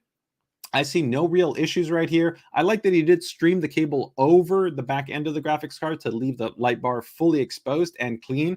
So no issues right there. Cables look pretty well managed down here as well. So nice and cleanly executed. Nothing really obstructed. I like he's got that pump housing. He might want to go ahead and maybe do what I did here, right? Maybe add a nice little custom animation right there. But having the readouts there with the temperature and the frequency, I think is definitely a nice touch. So I'm definitely not going to say that that's not the right way to do it. Overall here, looking nice and clean. No complaints in terms of the way that this is laid out. He's got all his cables managed and wrapped well as well there. The one thing you do want to keep in mind right here is that these cables are actually, they do have probably capacitors there at the top for filtering. So you do want to be a little bit careful at not putting too much pressure when you tie them together, because you don't want to kind of damage that. So that's just something to be mindful of. But overall, it looks like they're not too scrunched in. So it looks entirely fine on my side. No issues in that regard. We've got an alternate color scheme. Ooh, what do we got? What do you guys think here? Do you guys have a preference in terms of the color scheme, in terms of the rainbow, or do you guys like the kind of the synthwave purple? They both have different vibes. This is kind of cool. It's got that cool kind of rainbow RGB vibe to it. I think I would probably favor this color scheme a little bit more. It's got a little bit more kind of that lo-fi synth wave feeling to it. I like this, the way that this turned out really well. Maybe just a little bit more than this one, but I could go either which way. But the great thing is that the ID for all of this hardware is monochrome. So really you could put any color you would want. You could put white, you could put blue, you could put red, you could put green, blue, and they would all look great. or you could go ahead and put gradients in there and make it look on any type of kind of mixed colors and also have it look great because there's no fixed colors. So it works really well in that regard. Overall, I got no complaints here. I think everything turned out really nicely. It's a clean, well done build. And man, hats off. I think it's a really nice high-end build right here that's well done. About the only thing is that maybe, like I said, if you wanted to kind of maybe add some contrast, it could be interesting to see about maybe using some custom cables if you want to kind of change that up, but it's not a requirement, right? And actually, some custom cables, technically you could go down in performance because they might not have these nice filtering caps that are built into these native cables that go into your PSU. So it's not necessarily like an inherent benefit, but they can provide maybe a little bit of an aesthetic kind of cleanliness that could be kind of nice, because you could also get maybe bridged combs, right? That could maybe clean that up, but I don't think that that's a specific requirement. So let's go ahead and look at a submission form and see what we've got going on right here. So does the build have a theme? ROG, as with all my other gear, man, thank you so much for being part of Team ROG. Definitely fantastic to be able to see the Ryzen, the Strix board, and the Strix graphics card in there. They all look fantastic. 3 words to describe the build: thing of beauty, and I do think it looks fantastic. It's clean, it's well executed, and your color themes are really nice. Does the build have a name? Bethany. Core hardware in there, we've got a 12900K, a 3080 Ti. He's got 6400 megahertz DDR5 in that system and 2 DIMMs. So that means that he's rocking that. Now, that'll be interesting to know if he's able to run it at full 6400, just because, like I said, over about 80, almost 85% of the CPUs can hit 6000 MT, but not every CPU is going to be able to scale even up to 6400. A good amount of them are going to be able to scale up there, but it would be interesting to know. So of course, one benefit that you have with ROG Strix Z690 motherboards is they come built in with memtest, so you can easily test that in the UEFI, and then you can jump into your operating system and use something like OCCT or Intel XTU or some form of a stress test to be able to validate that and make sure that you're able to run at that memory speed. So I'd love to know if that is actually working for you. He's got that on an ROG Strix Z690 series motherboard, then the Ryzen 2 cooler, a Corsair 1000 watt power supply, of course, the Lianli RG certified chassis, then 7 of the SL Uni fans. He's got a couple of 980 NVMe, PCIe NVMe SSDs in there, and then he's got an ROG Strix XG258Q 240 hertz monitor. He's also rocking actually a range of ROG peripherals with the Claymore 2, ROG Claymore and the Gladius 2 Origin, along with, of course, his mic setup from Shure, some nice cans from Sennheiser, and of course his nice camera. So overall budget was about $7,000. His favorite aspect of the system is the performance. Was there anything that he would change about the build? Maybe maybe upgrading to the Maximus class motherboard just to have a little bit even more advanced RGB lighting and some of the benefits there. But I think the RG Strix board is fantastic, so it's not like you're necessarily losing out on, I think, a great looking board with a great set of features. Took him about 6 hours worth of work. He streamed it live on Twitch, the whole build, so you can actually check that down. And like I said, he's got that 20-minute video that I linked there. In there, he uses it for his full-time job as a Twitch streamer and does a lot of Call of Duty Warzone. So overall, let's see, since his favorite function or feature is, since I bought my first ROG GPU, I've never switched brands. It's led me to use my hardware I could find available as ROG today. The cooling on the ASUS series GPUs has always been top notch and is without a doubt his favorite aspect of the hardware. So overall, that's really, of course, a big claim to fame on our ROG Strix series graphics card, is that they're built to be cool, quiet, and fast. Also built better because of our ASUS Auto Extreme production process. So overall, man, very cool build. Let me see right here. So Suman's asking about the upcoming Intel series CPU. The series, I would have to double check on that. Make sure to ask me maybe in the PCDIY chat. I'll have to check with the R&D team on the microcode support. I don't think it should be an issue though, because on all the ROG boards, you have the USB BIOS flashback. But generally the way that we issue UEFI updates is that they will actually get updated in the production facility probably every few months. So eventually, in a little bit of time, all the boards that get shipped out would be able to support all of the newer CPUs if there's any other ones that get released by Intel, right, on the motherboard natively out of the box. But if not, then yes, you would need to update the UEFI to make sure that you get the optimal support, whether that's with a CPU already in place or using the USB BIOS flashback function. Okay. All right. So let's go ahead and see right there. Hey, RT is asking, what's the most stable version? I think stable is the wrong way to look at it. I see a lot of conversation when people talk about this and it's not really the right way to kind of think about it. All of our UEFI releases, when we issue them, if it's not a beta, mean that they've actually had to pass our full qualification process, which means that it's had to actually pass a lot of extensive validation and testing to be able to ensure that it meets a stable level of operation. The question, though, that a lot of users run into is that they try to take maybe settings where they have specific PBO operating parameters. They have high infinity fabric speeds. They have custom, DOCP, DRAM timing configurations, and they think that they can just take one Agisa build, slap it onto a board, and then have the exact same experience and not have any changes, even though underlying auto rules and changes have changed. That's not the way that it works.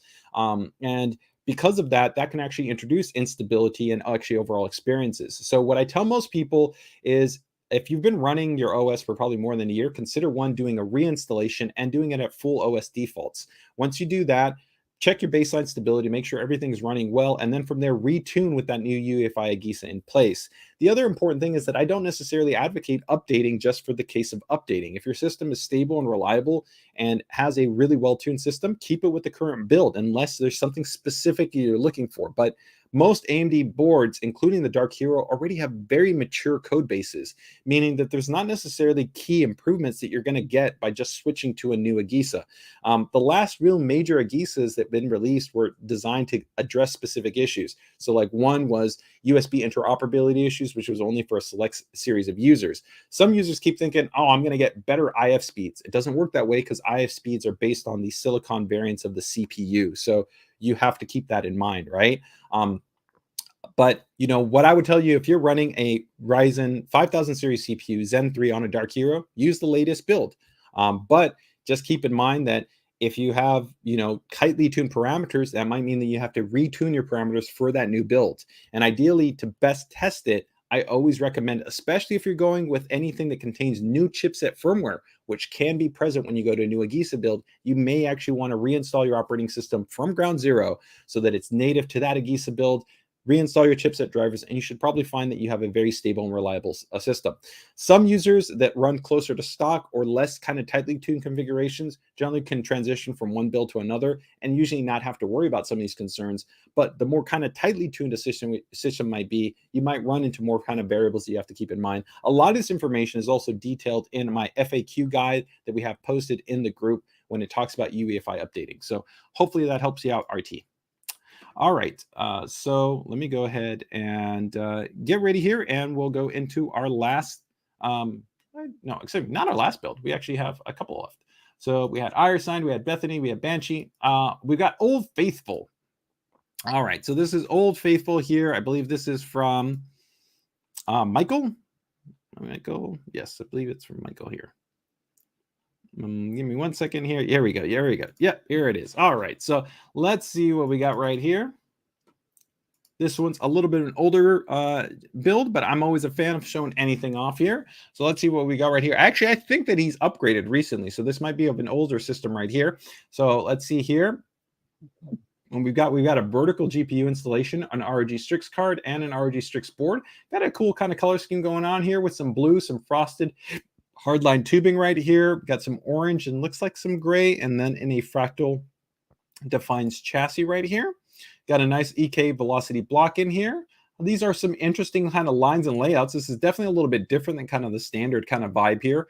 I'm always a little bit torn when you have something that's covering a little bit of kind of the IO section right here and some of the visibility in RGB. But I think in his build, it kind of adds a cool kind of element to it and gives you kind of a little bit of a layered effect. So I can work with that. I like the white working to be able to provide illumination to the blue and to the orange and blue, white. So we have color scheme. We've got the black, the blue, the white, and the orange, which I think all works well. Okay. Yeah, I think this actually looks pretty cool. It's got nice and clean, well executed. There's nothing overall here in terms of any poor layout decisions. Some good lighting. The one thing right here is it depends on how the panel would look right here, where he's got this LED strip that I don't generally like seeing LEDs directly on. I like to have them be diffused. So I might have maybe put that at an angle to have it maybe kind of shine to give me a kind of illumination that might have not been directly visible, but you might have not seen that when the panel's on there, right? So I'm not going to touch on that because it depends on how it would look there. Here we have it with no RGB lighting off, and it's got a nice clean layout to it. Of course, you're seeing a little bit of the dust there, but I don't think that's a big of an issue. Kudos to him for including this shot right here on the cable management. As you know, always when you add a lot of RGB, you got a lot of cables to manage, but this is actually pretty good.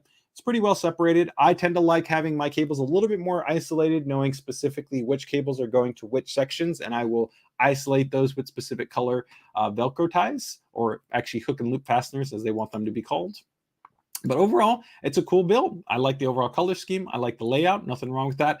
I do generally prefer a horizontal mounting than a vertical mount. I think actually the horizontal mount would have looked stronger right here because it would have given you a nice depth.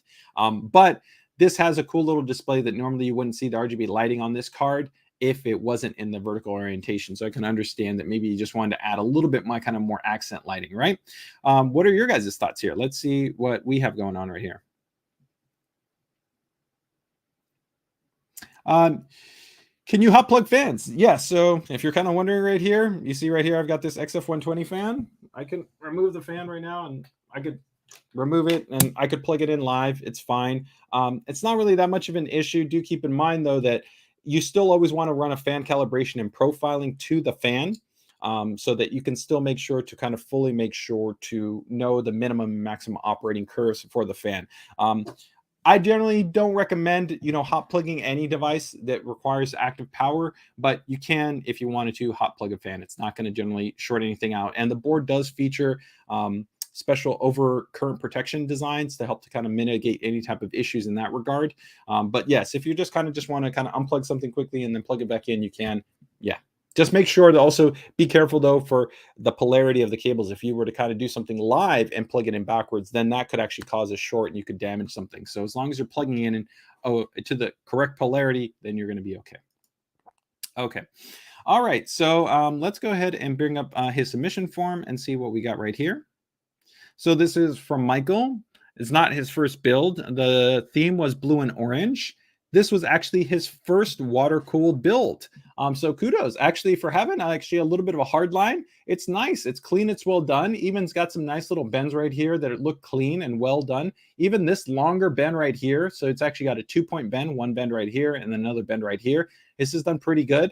And this bend is also clean and well done. So for being a first-time hardline build, I think he went with a sensible layout that works well, that still has some kind of distinguishing elements that add a little bit of kind of difference to it. So definite thumbs up, man. It's nicely done. And like I said, I like the color scheme.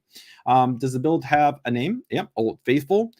So let's see, in terms of core components, this was built in 2017, and then he upgraded it with more radiators and hard tubing in 2019. And then he retired it recently as he just built a new system. So this system is, let's see, at its core, a 7700K, which he had overclocked to 4.2 gigahertz, an ROG Strix Z270F, then an ROG Strix 1080 card that's in there. DDR4, 32 gigabytes, 3000 MT, then 750 watt power supply, a 980 Pro M.2 SSD in there. That's all inside of a Define S2, EK velocity block, and then a wide range of Corsair Hydro X based items right there to supplement the water cooling configuration, 140 millimeter LL fans, and then some cable mod cables in that blue and orange color scheme. Overall was about $3,000 in terms of the budget. He is most proud of the water cooling.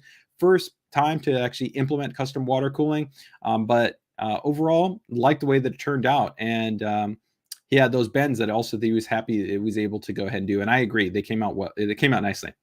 Is there anything that he would change about the build now that it's his old build? Maybe do white instead. That could be interesting. That's kind of cool.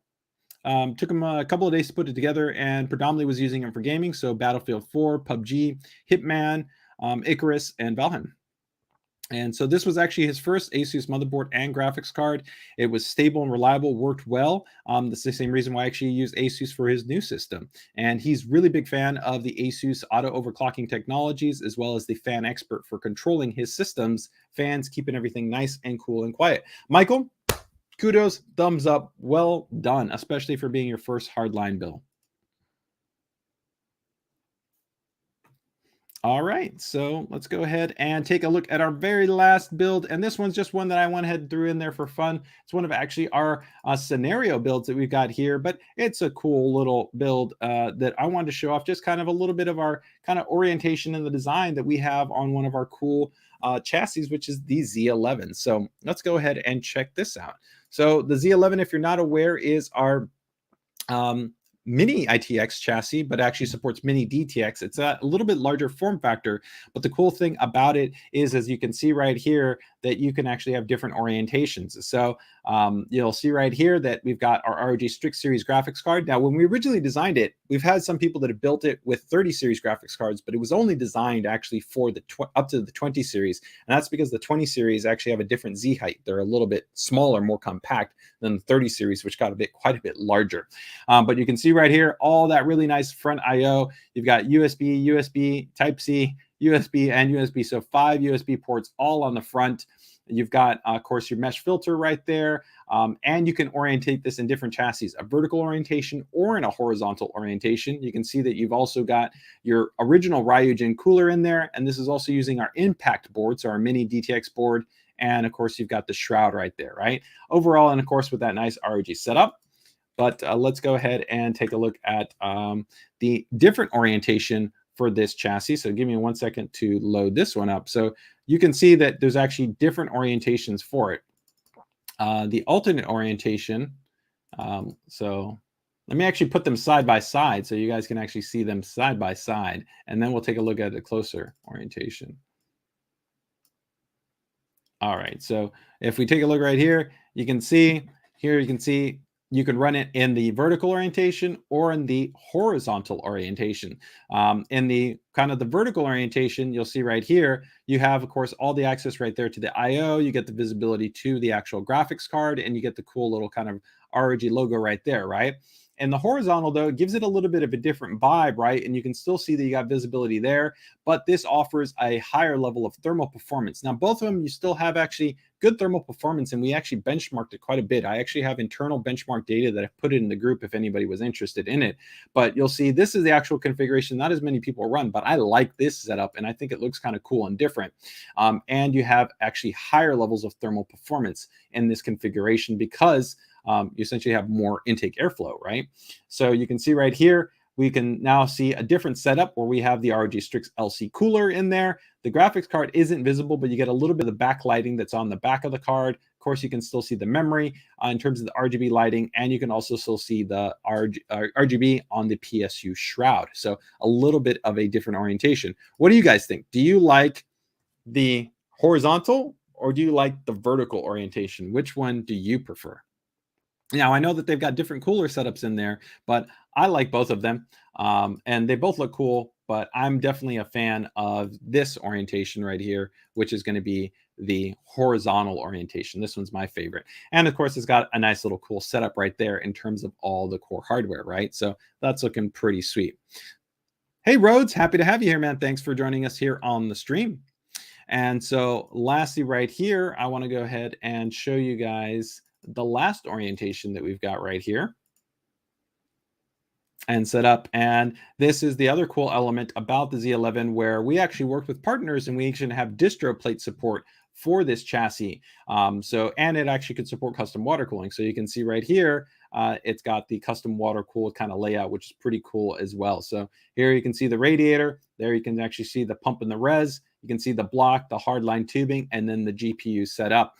There's been a couple of different configurations. Sneff, I don't know if Sneff's still on the stream. He's actually one of the best builders in the game. He did one of my favorite builds in the Z11. Really cool and kind of setup that we have in there. But this is, of course, a really clean and nice setup right there. Yeah, definitely a Geekbench guy. Horizontal is the best. If you're talking about the best in terms of the overall thermal airflow, then you want to go with the horizontal orientation as opposed to the vertical orientation. If you get with the custom water cooling, it wouldn't be that much of a difference. Of course, you would still get better thermals in the horizontal, but with just the displacement and dissipation performance that you have with water cooling, you could pretty much go in either orientation, and then it would just come down to kind of the aesthetics that you want to have, right? So overall, looks really cool in that regard. All right. So overall, I think pretty sweet, guys. That pretty much wraps up the PC DIY Builders Spotlight for this week. So overall, very cool to be able to go ahead and kind of show you guys off some builds. And again, if you guys want to share your PC DIY builds and have them featured here on the stream, all you got to do is just join us in terms of our group, and feel free to go ahead and drop the submission form. Let me go ahead and drop the submission form in the chat. So if anybody is checking this out and wants to go ahead and submit their build for a feature here in terms of the ASUS PC DIY Builder Spotlight, you guys can take advantage of that. And next week, we've got some awesome stuff to show off. Actually, from Rhodes, I just noticed that Rhodes PC is joining us here in terms of actually the Builder Spotlight. I've got a very cool little kind of custom project that he's been working on that I want to be able to show off. And we've got some, of course, featured builds that we'll be showing off as well. So let me go ahead and drop there the submission form there for if anybody is interested. But with that, guys, take care, take it easy, and enjoy the rest of your day. Stay safe, stay healthy, and best of luck with your builds, man. Have a good weekend. Take care.